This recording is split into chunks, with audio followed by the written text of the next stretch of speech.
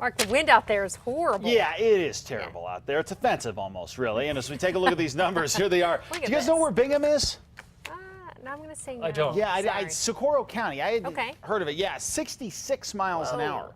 Raton, 62. Raton Cruz Airport, in case you're curious. I don't know if you guys have ever had a flight in there.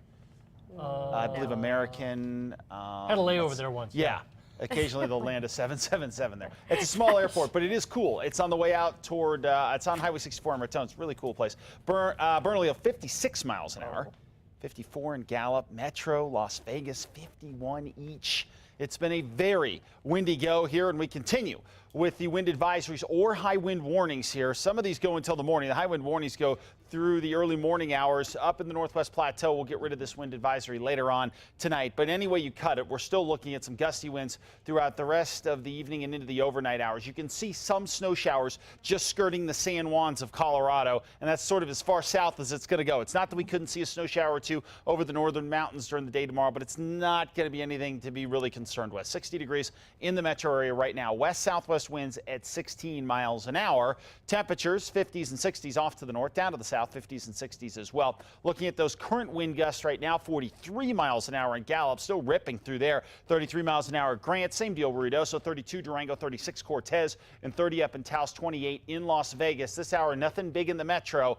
And we're getting a little break, thankfully, which we definitely need after a very windy afternoon here. And we are seeing some snow showers up into portions of Colorado. We have more cold air coming down here, and a core of the storm is going to curl its way on to our north. So as it does that, we'll continue to see a pretty active pattern here as far as winds go overnight tonight. And then you can see most of the snow staying to our north with this system as it slides on through during the day tomorrow. Meanwhile, of course, we get the tremendous amount of wind throughout the night tonight and early portions of tomorrow. I think by tomorrow afternoon, the winds will start to back off and things will improve. Now, after this system slides on through, and what we're getting here really is a cold front. That's the biggest impact of all of this, and it's more of a Pacific cold front that's coming in from the west and north, so that's going to allow for a nice temperature cool down as well. And, you know, we usually see what we call backdoor cold fronts. I get asked that all the time, like, what's the difference between these two? Well, when we get a backdoor cold front, which we don't have in this particular case, but it comes into the northeast where we have no mountains and then slides down across the eastern side of the state, holding the coldest air across the east. Here in the metro, we get those gusty east winds. Out west, you guys aren't affected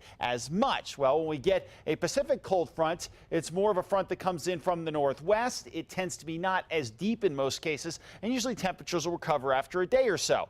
And what we're getting out of this one is a Pacific cold front, and here's a look at the temperature drops for tomorrow, where the northern half of the state definitely seeing the worst of it. But Albuquerque's going to see a drop of 20 degrees, Santa Fe 20 degrees, Farmington 19. As you get out to the southeast, not as much of a cool down here, 12 degrees cooler there and 11 degrees cooler in TRC.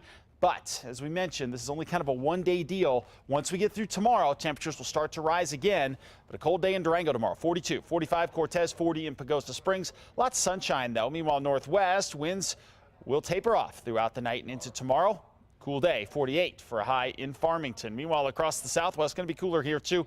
But actually, we'll continue to see temperatures dip. 61 by Wednesday, Silver City, but then we go right back up again by Thursday. Over to the southeast, going to take a couple days to really feel the full impact of this deal. 71 tomorrow for a high in Roswell, and then just 63 by Wednesday, and then we jump right back up again. High 70s Thursday into Friday. Meanwhile, up to the northeast, winds diminishing, but they will be strong overnight tonight and into early tomorrow. Same deal over the northern mountains. Watch those east slopes, where we are looking at some big-time winds during the overnight hours, and then tomorrow, much cooler temperatures on the way. 50 Cedar Crest, 50 in Edgewood, and 47 in Mountain Air. Winds dying throughout the day, but very windy overnight tonight. And here in the metro, gusty winds tonight during the overnight hours, and then slowly tomorrow, the winds become a bit more manageable, but temperatures significantly cooler. And by the way, look at the low Wednesday morning in the metro, 29 degrees. So it will be cold as you get up Wednesday morning, only to see temperatures rebound. Okay. Mark, thank you, Mark. Bet.